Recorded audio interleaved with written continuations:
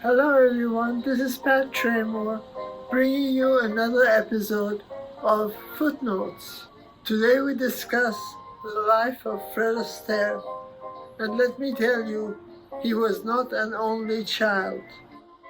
Although many remember Fred Astaire for his many contributions to the world of film, he had a legendary partnership before he ever danced on the silver screen. The partnership was with his sister Adelle. Let's go to the very beginning.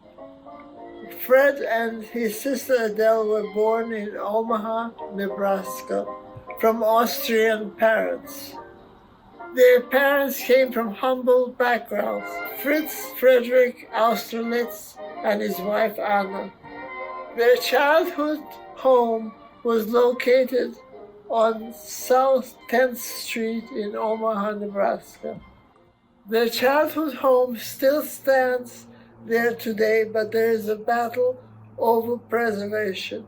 At a very young age, both children were enrolled in the Chambers Dance Academy. Their teacher saw their potential for fame. Therefore, he suggested to move the children to New York City for better training. Upon arriving to New York, Fred learned to dance on point at the Albany Dancing School. Next, both brother and sister transferred to the Ned Wayburn School of Dance, which is located on 42nd Street. Mr. Wayburn convinced Fred and Adelle to switch from ballet to tap dancing. The brother and sister acts started touring under the direction of Mr. Wayburn. An early example of their dancing is seen in this photo, the Wedding Cake Act. They gained experience on the vaudeville stage and stayed in New York when not on call. While training in New York, they would purchase their supplies in the Folks Shoe Shop.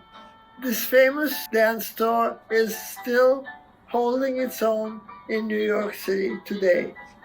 Between training and touring, the Astaire family spent their summers at the Delaware Gap to escape the summer heat. As their careers progressed, they were influenced by Vernon and Irene Castle. They learned to waltz, tango, and foxtrot under the direction of Mr. Charles Dillingham, who was the producer for Irene and Vernon Castle. They made their debut on the rooftop of the 44th Street Theater, which was better known as Castles in the Air.